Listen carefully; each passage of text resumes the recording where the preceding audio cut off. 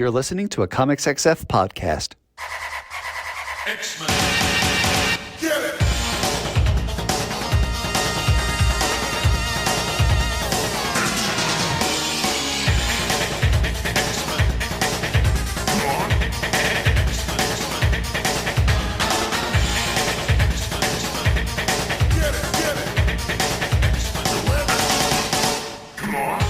Hey everyone, and welcome to another exciting episode of Battle of the Atom. This is your weekly X-Men podcast where we rank every story from A to Z. 3, 2, 1, Adam. And I'm boom, boom, boom, boom. I want you in my room. Let's spend the night together from now until forever. Boom, boom, boom. That song. We're doing that song. I'm Zach. I'm Werewolf.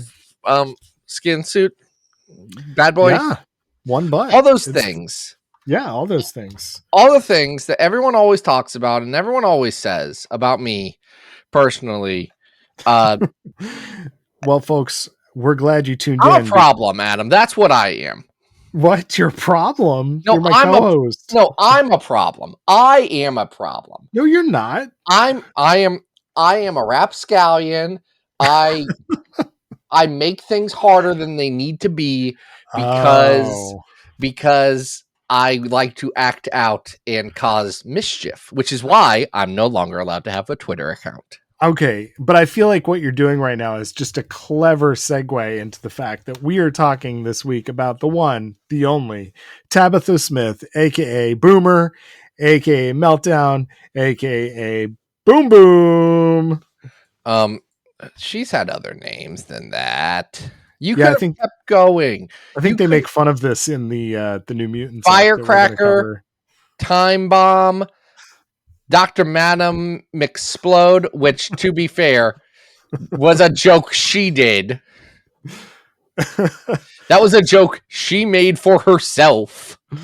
And then someone on a Wikipedia page was like, well, that's definitely a real name. And it's like, no, man, people can do bits. I don't know what to tell you. I'm kind of surprised Tabitha doesn't do more bits. I love Tabitha Smith, and I think I didn't realize this until much later in life, but I know why. Why? It's because I'm the X-Men Evolution liker. Oh, yeah, and sure. She was like, when I was watching X-Men Evolution, she was a major part of it. And I'll tell you what, the DK's Ultimate Guide to the X-Men did not sufficiently prepare me for the role that Tabitha Smith was going to play in my life. It mentions her on like an X-Force splash page. Like, look at this X-Force member. And it was her and Jesse Bedlam next to each other. And I'll tell you, one of those characters has been relevant to my life, and it's not the one played by Terry Crews. You remember how Terry Crews played Jesse Bedlam for 10 seconds in a movie once? So weird. That was weird. In retrospect, funniest part of that movie. Yeah.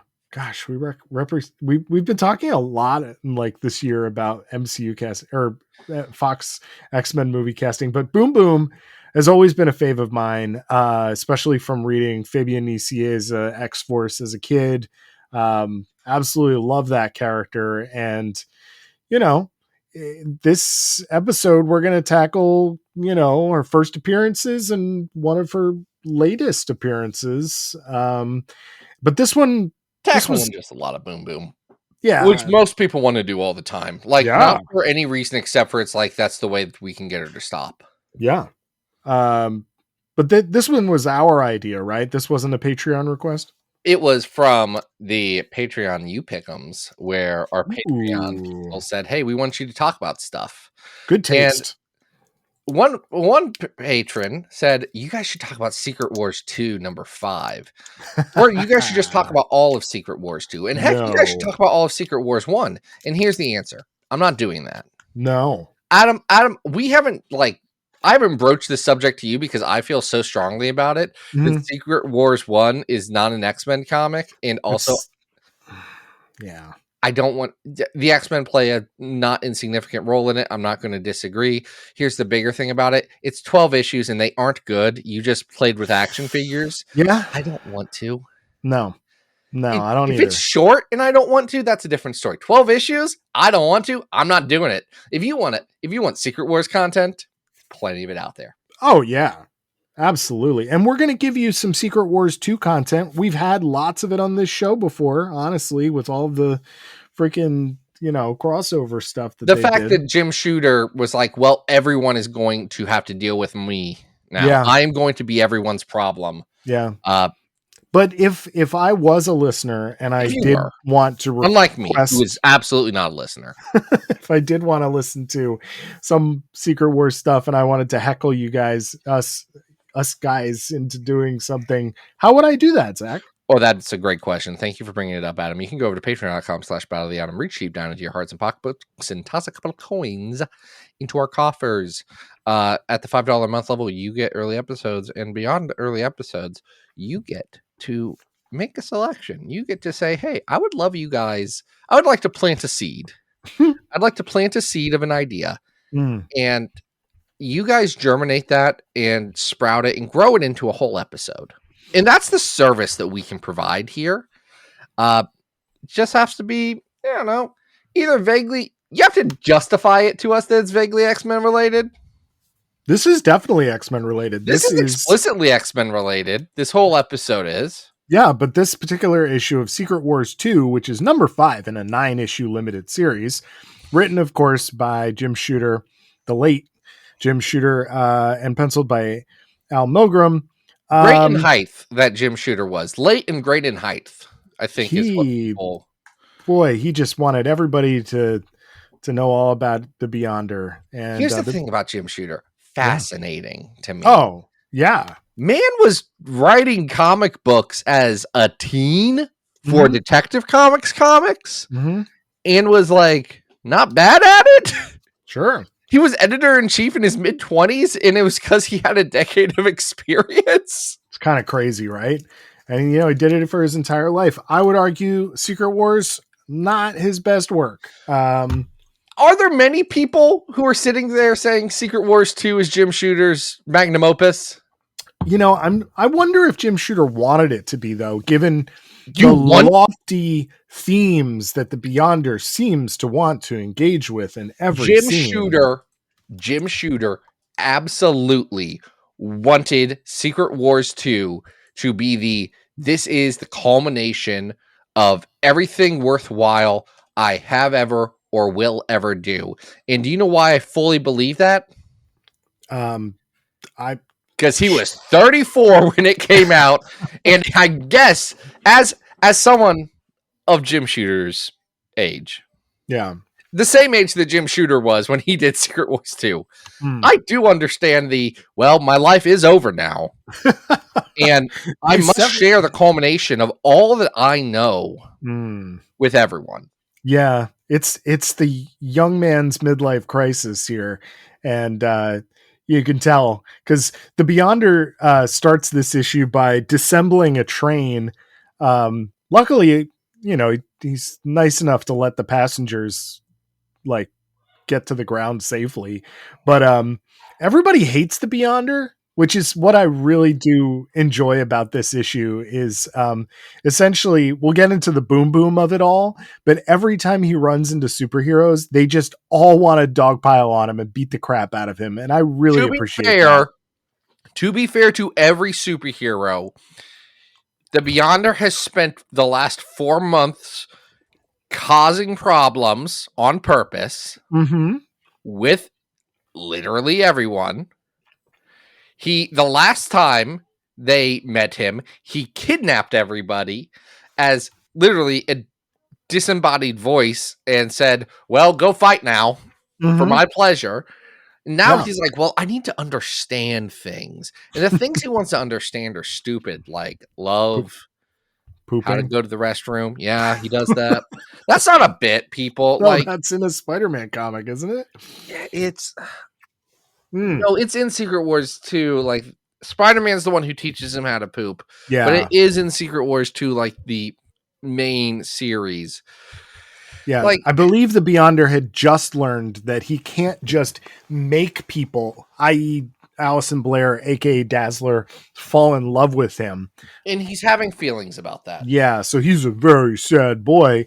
And, who comes wandering along? But the sort of prototype version of Tabitha Smith, who despite visually not quite looking like Boom Boom yet, we'll see what she looks like when She pops up in X Factor in a few minutes, but she's kind of got like a thin Cyclops style visor.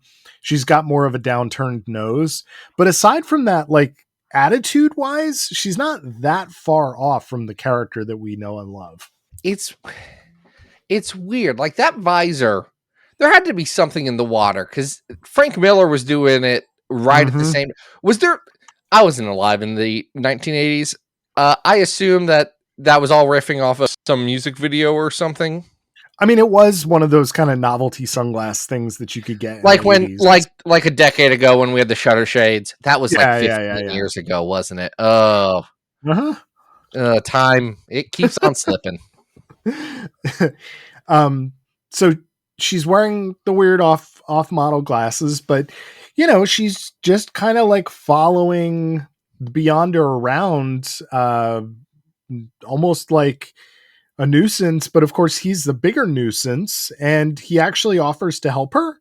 You know, she is clearly coming from an abusive home, and he's like, "Hey, I know about this secret mutant school. Would you like to go there?"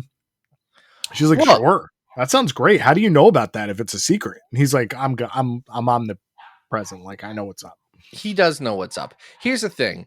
Okay, so you get Tabby's backstory. She's running away from her abusive trailer trash dad. Yeah. Not great. No. Here's the thing. That's a very real, like, Jim Shooter's touching into a very real person. Mm-hmm. Someone that we have, at least I met when I was growing up. I'm sure pretty much everyone's known someone like this. And sometimes this person does act out for attention, which is what Tabitha Smith does. In one part of this comic, she says, well, no one's paying attention to me and no one loves me, so I guess I'm going to kill myself. Hope I don't kill myself. Hope somebody stops me. Which, look, I've met this person many times. That rings real to me. Like, Jim Shooter is tapping into something. Jim Shooter's not equipped to properly tap into this. I want to be clear. No. But, like, he is trying to do a thing, and part of me respects the audacity of Secret Wars 2 and all of the, no, I'm going to tell the great American novel. And I am going to, this is my Ulysses. This is my War and Peace. God. This is my Great Expectations. Yeah. That is, Jim Shooter is pouring his entire heart and soul into this. Unfortunately, Jim Shooter's entire heart and soul is comic book superheroes. Yeah, and it leads to scenes like him taking Boom Boom to another world so that he can aggravate some Celestials. And hey, here's the question that I have. Yeah. Here's the question that I have. Okay. Why was the Beyonder? Because the Beyonder is trying to show Boom Boom that like there's more to life and all of this stuff. Sure, and, like, sure. There are things that are worth living. Why is he doing this though? I don't know. He's why does he take her to meet God? What's interesting about the whole deal with the Beyonder is like you said, it is the midlife crisis thing, you know, the boomer midlife crisis of like, oh, I've got all this money and my life is so sad and I've accomplished nothing. What can I do with myself? You know, I have to, maybe I could go back to my abyss and make it into a paradise, and Boom Boom can be here, or I can make Dazzler come here and make her love me. And it's just like, it's so empty of any like actual reasoning. Like, and admittedly, the Beyonder is supposed to be this childlike creature, but you know, that has been used in more interesting ways in, you know, other pieces of literature when you have a naive. I thought you were about to say the Beyonder has been used in interesting ways. No, I was going to cut you off right there. Yeah, I think maybe Al Ewing did it close in Defenders, but he was in Defenders Beyond. I'll give him that. I'll trust Alistair Ewing in Defenders Beyond. Beyond that, I'm trying to think of literally any other comic with the Beyonder in it that is readable. I mean, I did kind of like in Secret Wars, like John Hickman's Secret Wars, when the Beyonders were the Beyonders. And Yeah, we got to be clear, in Jonathan Hickman's Secret Wars, they were like, "Oh, that guy was a weirdo." yeah, We don't know. He was like a baby beyond. Like he was messed up. Sorry, ignore him. That's our mistake. We are from beyond, though. yeah, And then Doctor Doom's like, "Yes, well, I am Doom," yeah. and now they're making a movie about it, and I'm like, why are you Oh. taking this thing that I liked and making it bad?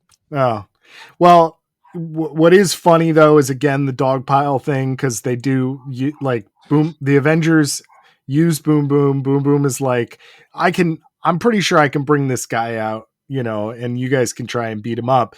Because And of everyone course- wants to beat up the Beyonder for Secret Wars 2 related reasons. And it's wild to me that this beloved X character of Tabitha Smith comes from these pages, because the fact that she does get picked up is a lot of fun. But she's kind of like, it's not that she's not Boom Boom here, but it's just kind of like a random character like you might see in the pages of Ann Nesenti's Long Shot or something. And yet it becomes this beloved character. Well, and I gotta imagine that because everyone in the Marvel offices had to know Secret Wars 2 back and forth. Yeah. They had to know it. And I gotta imagine that Louise Simonson was like, okay, so there's another young mutant character. This is a fun power, this exploding time bomb thing. This is pretty fun. What can we do with it? Yeah. I like that. I do like Tabitha Smith in this a bit, because she is willing to be like, oh no, the Beyonder's also bad and abusive, just in different ways. Mhm. So that's why I'm okay with screwing with him and helping the Avengers, who are nearly at their peak cop in this era. Yeah. Yeah. They're like, we can get it, because Boom Boom does not care for law enforcement. We'll get into that later. No, I just, there is that really funny scene in this issue where like she goes to the X Mansion, she knocks on the door, Colossus is like, who are you? And then Rachel is like, look, it's the Beyonder, and they all like run out the door Scooby-Doo style to go beat him up, and it's so funny. Like, The X-Men. I don't know if it's supposed to be funny, but it is very funny. I think Al Milgram knows it's supposed to be funny. Yeah. I don't know. I don't think that Jim Shooter necessarily wrote the scene to be like, and this is a humor beat. Yeah. But Al Milgram's like, no, Jim, it's very funny that immediately on one, the X-Men are like, we're beating him up. You don't show up at our door, we're punching you in the face. Because they do. They run through like a cartoon at him.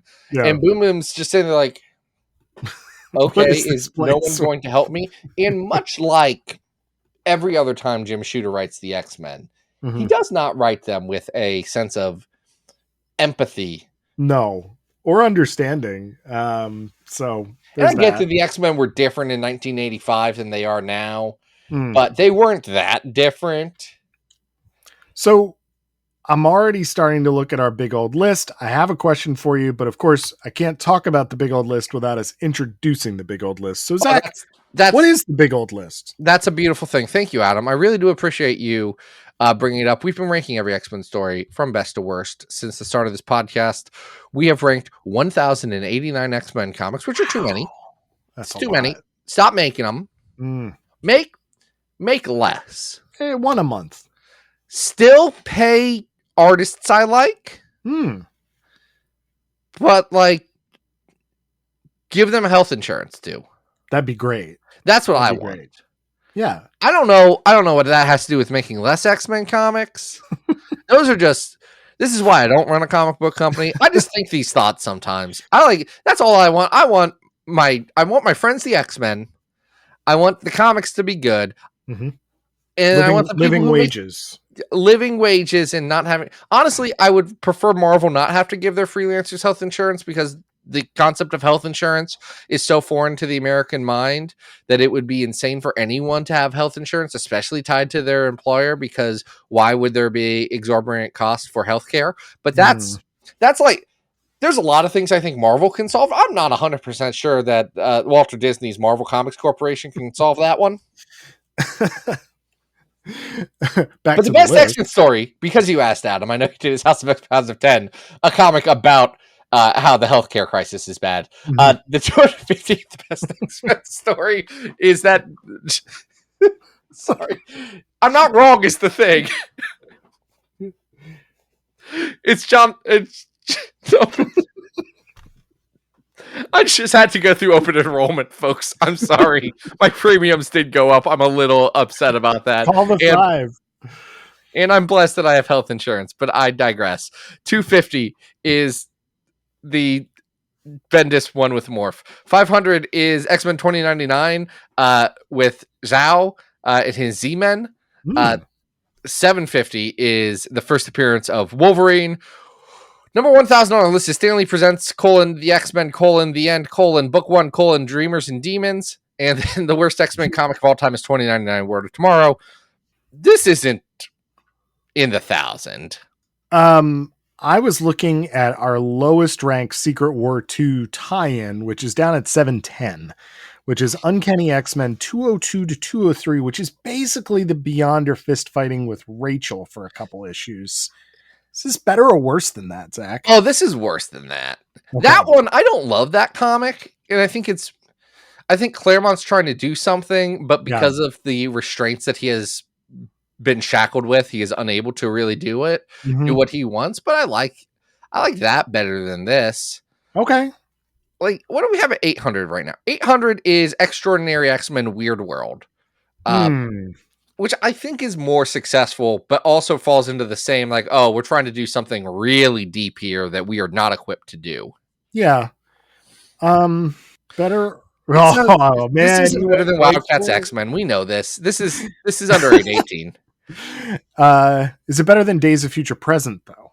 No, it's not. No, that's got Art Adams. Yeah. Okay, hold on. At 900 on the list, we have Curse of the Mutants, Storm and Gambit. I think this is probably better than that. Is this better than Slingers number 9 at 880? No, it is not. That had Nanny just point blank shooting somebody in a parking lot out of an ice cream truck. I love Nanny so much. Here's what I'll say. I would say this is worse than Quest Probe from Marvel Fanfare 33. That's the video game tie-in to a video game that never came out from the 80s for a video game system that none of us know what it is. I think Vitalectrix made it. I'm not sure. 887, though, is Sabretooth Mystique. I think this is better than Sabretooth Mystique. Great spot for it. So this is going to be our new 887 Secret Wars 2, number 5. Sorry for those of you who wanted us to cover all of Secret Wars 2. Never going to happen. I'm never going to read all of Secret Wars 2. That's a thing that I have no need to do. I've read every comic related to Secret Wars 2 that I want to. Yeah. I have the gist of it. Well, luckily, I'm not 100% sure that that's true, but I have read. I don't know. I'm looking at the comics from that. I've not read the Spider-Man ones, but I don't necessarily want to. I think I've read everything from Secret Wars 2 that I care about. You've probably had enough Beyonder in your life, you know. But luckily for us, Boom Boom does not just have that one issue. She is picked up by Wheezy, and she is brought over to the pages of X Factor. Even though she appears on a 2-page ending of X Factor 11, we're going to skip that one and just talk about her first, like, kind of canonical X appearance, because this is her real debut as who she will look like for a long time. So this is X Factor number 12, written by Louise Simonson. Guest pencils on X Factor by one and only Mark Silvestri and inks by Bob Wyacek. This issue looks great. This issue looks fantastic. And look, at the time, Walter Simonson was the series artist. And I'm not sure who did the designs for Boom Boom. However, my gut would say that Walt didn't do this design. This feels very much like a Silvestri design to her. If you go back to 11, she's on 2 pages at the end, just establishing that she's working for the Vanisher and stealing stuff, right? Which is then eventually going to be, drawn out into the Fallen Angels stuff. And she does pretty much look like this, but I really think it is helped by Silvestri drawing this character in this issue. Because Silvestri has, like, a feel for fashion. He really Oh, does. yeah. Very much, I would say Silvestri's underrated on that, but very much like a Russell Dodderman or a Kevin Wada would be today. Mhm. Like, that's how I view like Silvestri's work in the mid 80s. And I think Yes. that really comes through on Boom Boom, who in her street clothes is a very striking design that is both very much a, hey, I'm an 80s character, Mhm. but has so much charm and personality behind it and fits in with exactly what Boom Boom's character is, which is a character who is running away from her dark past and, yes, putting on a face about it, but also being like, I do like being happy, and this is the stuff that makes me happy. So I'm going to wear Mhm. sunglasses and a big Cyndi Lauper bow and all of this stuff. Like, I love that. And then I also Ah. love that she causes problems on purpose. Well, you know, as she is wont to do in many of her X Factor appearances, Boom Boom is kind of a nuisance. You know, she calls X Factor to basically help save her from working for the Vanisher, but at the same time, she's not above like pranking the X Factor guys who show up, who are Bobby and Hank. Easily the two most prankable members of X Factor. Because Warren would Yes. be annoying about it. Mm-hmm. Gene would be mean about it. And Yeah. Scott wouldn't react the way you want. Bobby and Hank are going to do the thing that I tell my boys and be like, if you don't want him to keep doing it, don't give him the reaction that he's looking for. And then my wife's like, that's not fair. And I said, Yeah. yeah, but honey, this is what I did to my sister. So like, Mhm. I'm coming from a place of knowledge and understanding. And she's like, but you don't do that now, right? And I'm like, yes, I do. You've seen me do this. I do this No, but every time my sister comes over. This is how. But you're absolutely right. Every time Boom Boom like blows up one of her bombs, Bobby's like, I'm gonna wring her neck, you know? And it's like that's exactly what Boom Boom wants. She wants you to chase her so she can blow you up again.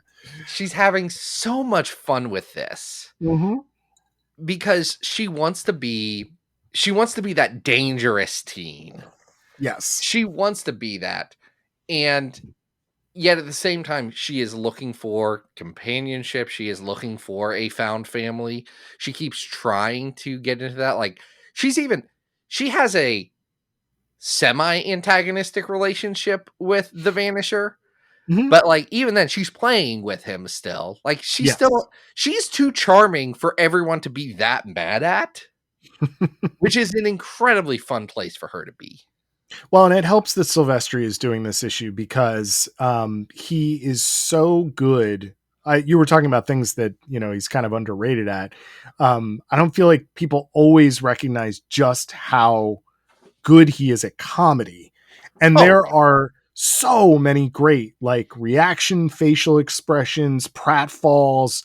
Like there are things in here that are just straight up Looney Tunes that he sells so well and really got a chuckle out of me as I was reading the issue. And it's helped by the fact that while the main story is Bobby and Hank chasing Boom Boom around, you have this extra super juicy soap opera thing about Angel is going to get his wings cut Right off. after the Mutant Massacre, so Angel. I do love the Doctor. Yeah. Because Scott and Gene are talking to the doctor. He's like, how can you amputate his, like, how can you even suggest that? You take it away. And he's like, guys, I'm a regular doctor. I called a vet. They didn't know what to do. Incredible dialogue by Reese Grant. Like, listen, the fact that this man is alive is incredible. I'm way over my head here. It seems like cutting off his wings is probably the best thing we can do here. And I'm sorry, I get it, but we're all flying by the seat of our pants here. You gotta forgive me for this. It's the incredible like amount of melodrama. Yes. That like it was in X Factor from the very rough jump. Mm-hmm. But the most incredible thing that Louise Simonson does with this book is channels that melodrama. Yes. Like says, okay, this is going to be the melodramatic book. Like that's the tone. How do we make that into something that is sensical and works? Because like that's the one like hook from the original chunk of X Factor that's like, okay, there's something here with these people having big emotions and all reuniting and dealing with the fact that Warren's kind of weirdly dealing with his unresolved feelings for his teenage crush on Jean, and Scott's dealing with the fact that he just abandoned his wife who looked exactly like Jean. And Jean's dealing with the fact that like 20 minutes ago to her, she was on a spaceship and saving all these people. So she's like, there's a lot going on here. Like Wheezy taps into that and makes a really good balance between the hijinks that you get from Boom Boom and like the overly melodramatic stuff from Warren and Jean and Scott. Mhm. And that balance really evens everything out in this issue. Yeah, I agree. And she's still finding time to build to what will eventually be Fall of the Mutants, because in the background of these issues, you've got Apocalypse, who is going to, be getting his 4 horsemen. You're setting up Angel Can we talk about that for a second? Oh, Famine? Nah, I don't love that. Did you also forget that Famine was like a young teenage girl? Yeah, who's just got an eating disorder and her parents are like making fun of her at the dinner table, and Apocalypse just shows up and he's like, all right, want to be a horseman? She's like, I sure. I get. I have to assume that Rick Remender also forgot that she was a young teenage girl. And he's like, yeah, there's two girl horsemen. I'll just pick one of them, right? Like, for folks who don't know, Famine ends up having a son with Apocalypse. That's not the same Famine, though, is it? Nope, it's the same one. Are you sure? 150%, Adam. Oh. Not even a little bit of a doubt in my entire mind. Wow. That's who she has genocide with. Or boy. With. Yeah, again, I'm going to work under the same assumption because she's never a teenager after these pages. Yeah. Like, well, ever again. But I think what you're pointing to in terms of like the mix of tones in the book is that there's a Claremontian quality to what Simonson is doing here in terms of like building the, family of mutants that is living on at X Factor headquarters after the mutant massacre. So you've got all these Morlocks there. So we're doing stuff with Caliban. We're doing stuff with Angel. Now we're introducing Boom Boom. And like, we're getting this larger cast that makes the book more interesting and more fun. And Boom Boom's a great addition. And it's great to have her here. I'd say the one issue with her addition is that it does take away from Skids, who gets like a nice beat at the start of this issue. Yeah. And that's so terrible. It's like, oh, Skids, honey. Yeah. This is as good as it's going to get for you, girl. Yeah. And you're almost there. And what I think is really funny is that this whole Boom Boom thing, her thing is blowing up arcade machines because her lunch will then get eaten by Jubilee. Yes. Incredible that like it comes around to all of us. Well, speaking of Skids, if we go down to 315, we have X Factor 16, which is the issue that explores Skids' backstory. Is this better or worse than that, Zach? About the same. Yeah. It's like this chunk between Mutant Massacre and Fall of the Mutants, where X Factor is like, oh, okay, this is that book. Yeah, this is prime time. It's doing really well. Like, because it's not. What else happens in that issue? In which issue? I'm trying to remember. I know the cover. Or no, I know the cover that isn't actually on the book. Okay, this is the real. Okay, this is better. This is better than X Factor 16. Okay, I had to look it up real quick. It's probably better than Lilapalooza at 304. Don't think it's as good as the first 5 issues of Cable and X-Force at 301. I agree, and I would actually slide it a little bit lower because I don't think that this is as good as that Bendis Gold Balls issue. Okay, so that would make it our new 304, which is X Factor Volume 1, number 12. Now, Yeah. I can definitely recommend that one over Secret Wars 2.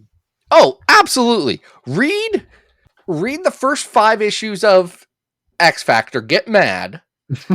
Read the 6th one and say, guys, trust me. I know that's still rough for a bit, Yeah, but it's gonna get there. And because you need to see what it was to appreciate what it is. it's true. I think that's so important. Yep. Like, because X Factor, it's like a diesel engine. It takes a little bit to get going. Another thing about diesel engines, they're reliable. And do you know who I think one of the most reliable guys in comics is these days? Are you going to say Ed Brisson? I'm going to say Ed Brisson. Friend of the show, Ed Brisson. I was trying to think of how many times Ed's been on the show because it's been a while, but Ed has definitely been on the show. And we're going to talk about his New Mutants. Because here's the thing. Ed Brisson, number one Glob Herman supporter. Great. Love that for him.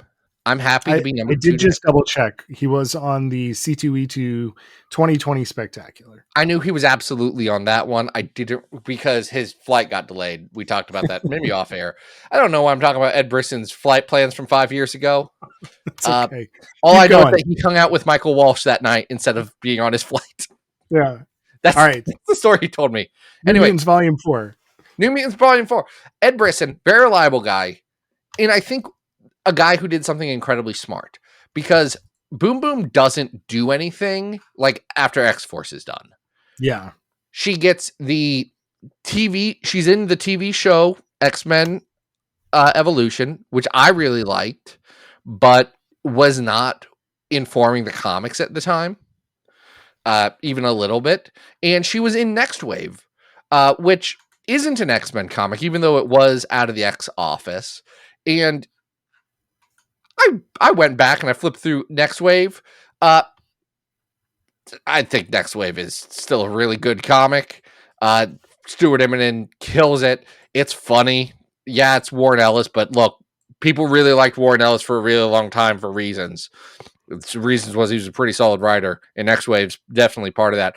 I will say that one of the things about Next Wave that is weird is that Boom Boom is written 100% as a dumb blonde joke, and I think it's actually one of the least successful characterizations in that book. Not just as an X-Men fan, but like everyone else gets multiple notes, and Boom Boom gets the one note, and it's a pretty stale note to begin with. Yeah, well, and you see that linger, because when you can't get away from that, because Next Wave was like the Velvet Underground. I'm listening. I'm right. I'm listening. Go ahead. Not a lot of people listen to the Velvet Underground, but each and every one of those people that listened to that album did go and make their own band. Like, they all started their own band. That's what Next Wave is. People didn't like buy Next Wave like crazy. Everyone who liked Next Wave was like, I'm going to make comics. Like, I get this. Like, it is a you're deep in it comic. Yeah. Well, when you see Boom Boom pop up, let's say, and I just mentioned Cable and X-Force by Dennis Hopeless, she is, again, very kind of ditzy, And I think that that's not a bad characterization. It's just, it's a layer. And Next Wave is not a nuanced comic, so that's part of it. Yes. Next Wave is what you see is what you get. But there is that layer of, well, we can't get away from people thinking of her as like, she needs to be a little bit ditzy and like, that's her characterization. Yeah. How do we blend that with the rest of her history? I think Dennis Hopeless does a really good job in Cable and X-Force, and we've talked about that. But it really is Ed Brisson and Matthew Rosenberg and those dudes who pick that character up and really continue to make her thrive. And like, I think Brisson specifically in X-Force and then here in New Mutants get the best blend of that character, where she is both the character from Next Wave, who is a fun party girl who's kind of ditzy, and also the more nuanced character that Louis Simonson and Fabian Nicieza and others, John Francis Moore specifically, like put into being. And that's a really cool evolution that we get very heavily in New Mutants from Dawn of X. This is Ed Brisson's first arc. He was kind of trading that book off with Jonathan Hickman a little bit. I'd say of all the publishing things that they did in Dawn of X, this was the weirdest one. Yeah, so we've already ranked the Jonathan Hickman, Rod Reese, New Mutants Volume 4, 1 and 2, 5 and 7. This is the arc that ran, sort of flip-flopping back and intermixed forth. with it, which I hate it when books do that. Like, it's just not. Yeah, it was weird. So this is issues 3 and 4 and 6. And you wouldn't know that this is really a Boom Boom story to start off with, because we're beginning with conversations with Armor and Glob, who are just sort of loving Krakoa, man. And I gotta say, the beginning of this, where the two of them are just having the time of their life, especially Glob, it really just warmed my heart. It was a nice. Did you started to remember the Halicon days of late 2019 when it was like, yeah, outside there is chaos, but in the club our hearts are full. Yeah, I mean, when Glob like gets up and starts dancing with Pixie across the room, I mean, it's such a good vibe. It is a great vibe. And at the same time, I think that Brisson does a lot. Like, to not just say, and this is a perfect paradise and everyone should love it forever. This entire arc, he like says, hey, what are the implications of Krakoa? And I think that's the coolest thing, because what kicks this off is Glob and Armor are sitting around and talking, and they're like, who's not here? Like, who isn't enjoying this paradise? Mm-hmm. And they go and they start talking with Sage, who is a supporting character in this arc for, I don't understand why, but is there, and that's fine. Like, she fills a role. She's Central Intelligence, so she knows who's there and who's not there. But they talk and they're like, what? They're like, hey, where's Beak? And they're like, oh, Beak's with his family in Nebraska. And I do love that immediately Glob's like, isn't Beak from Norway? Because Ed Brisson has read these comics, and Ed Brisson loves these things the way that I do. Yeah. And she's like, yeah, his dad moved to, don't worry about it, they live in Nebraska now. And he's like, well, we should go get them and like all their weird kids. Mm-hmm. And we find out very quickly that there's a reason they're there and they're not at Krakoa. Because basically the father has terminal disease. He has super Alzheimer's. Yes. Luckily there's Krakoa medicine that can help him. But before we get into the rest of the story, I just want to say that at the time when I read this 3-issue arc, which I don't think we noted, is the first issue is penciled and inked by Flaviano. Flaviano does all of them. He does all 3. Oh, does he? Yeah. Though it's... No. The second... Oh, no. The second one is Marco Foglia. Marco Fala. I apologize, Marco Fala. Yeah, no, Flaviano does 6. Flaviano does 6. Okay. Yep. I think at the time, because of the flip-flopping back and forth, I was really just eager to get back to Hickman and Rod Reese. Right. Which is an understandable response for the way they were publishing this. But going back to this 3-issue arc, this is pretty good. Like, when people talk about Krakoa and like how great it is, because in 2019 this was one of the worst X-Men comics. Like, it wasn't the worst, but this was very low on the totem pole. And I'm reading this now, I'm like, actually, hold on. I think that maybe we didn't appreciate some of the things we got. Because one, Flaviano, great artist. I don't think fully unleashed in these issues.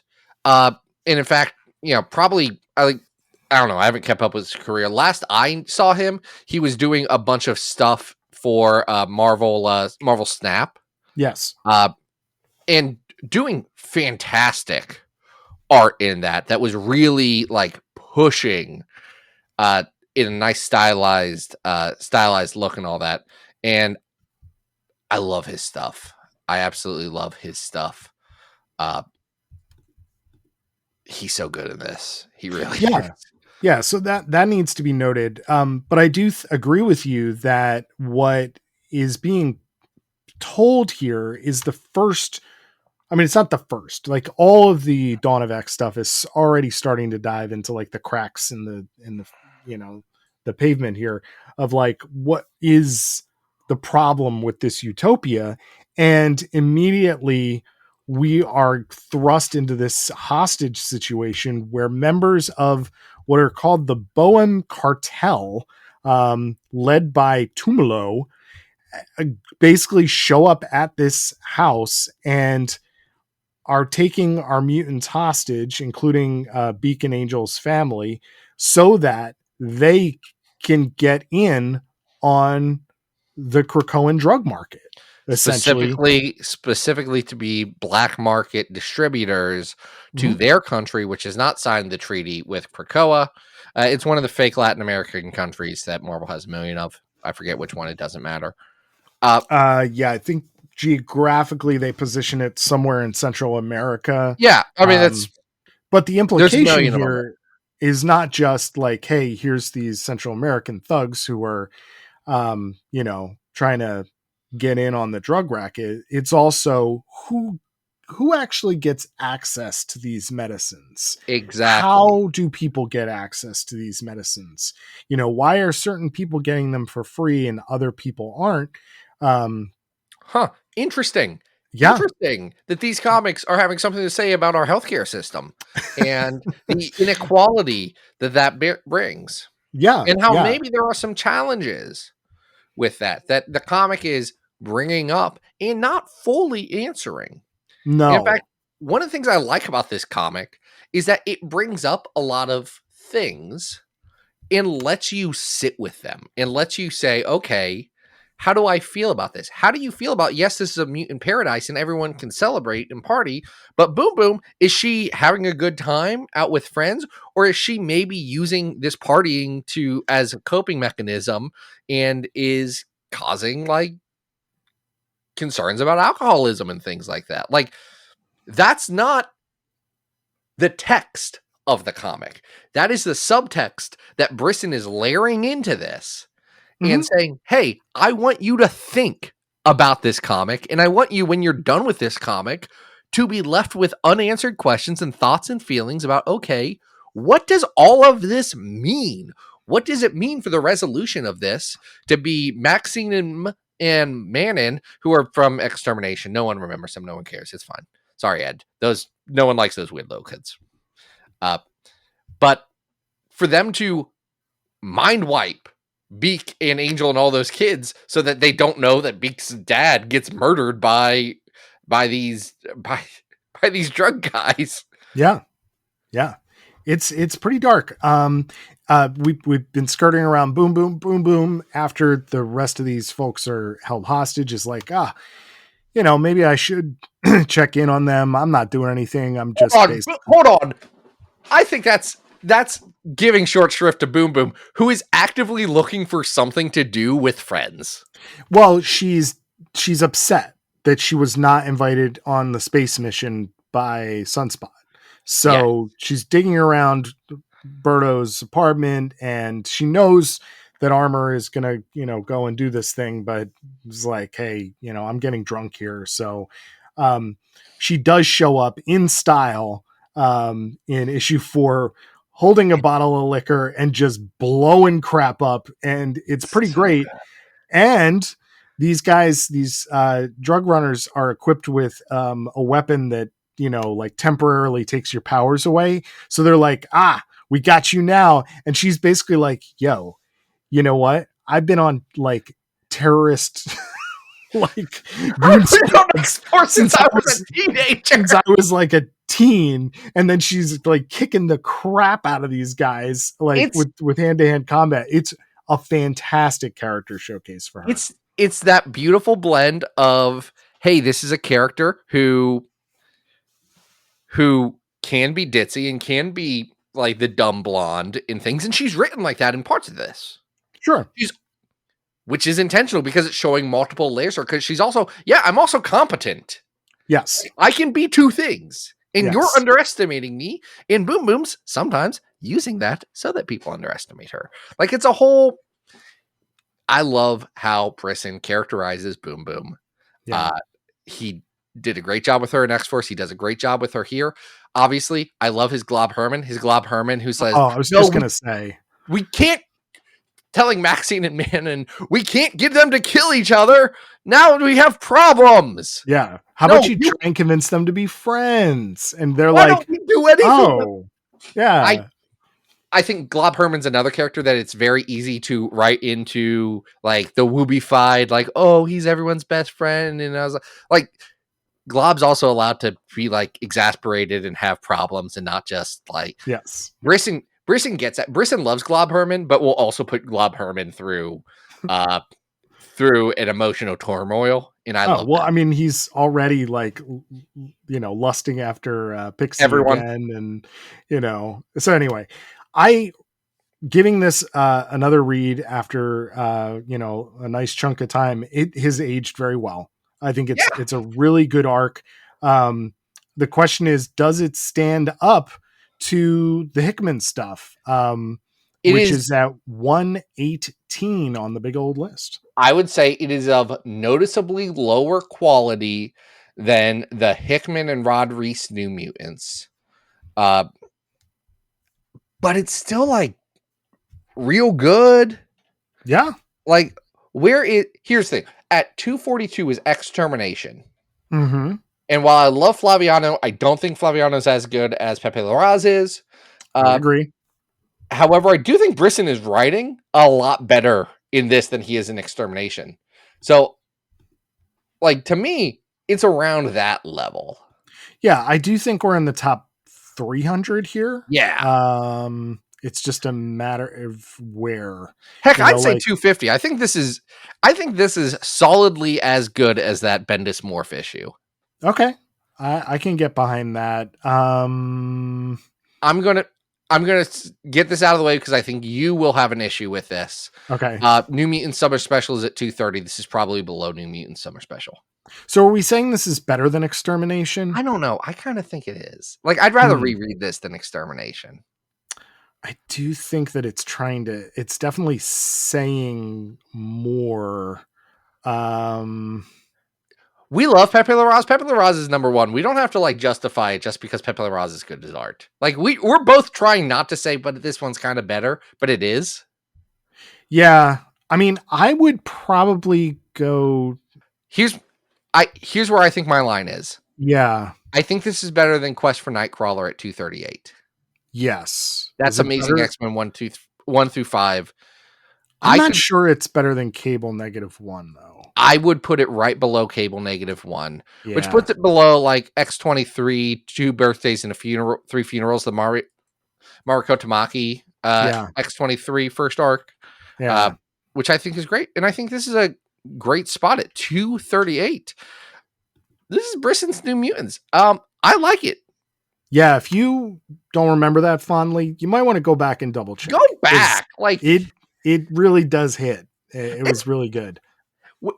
Especially after like Exterminators, and you're like, oh right, I love Boom Boom. Go back and read this 3-issue thing. Because that's one of the great things about the Krakoa stuff is that everyone was building off of other stuff.